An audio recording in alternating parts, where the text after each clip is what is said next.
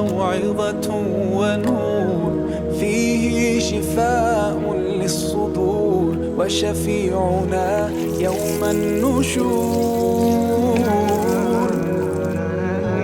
آياته تروي المدى وصفاته نبع الهدى، نلقى الجنان بحبه،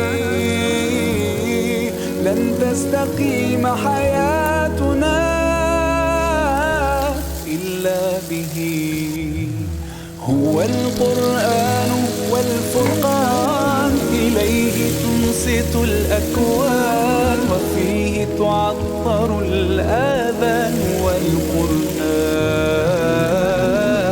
ضياء يملأ الآفاق، ونور يبعث الأشواق، وفيه محاسن الأخلاق. والقرآن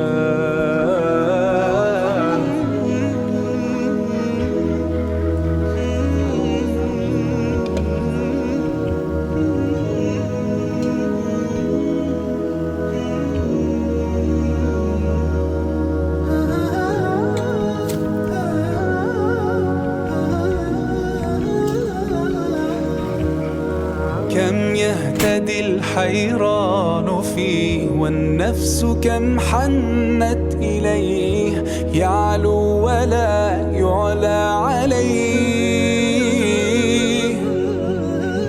هيا نرتل آيه ونعيش تحت ظلاله، ننسى الهموم بقربه.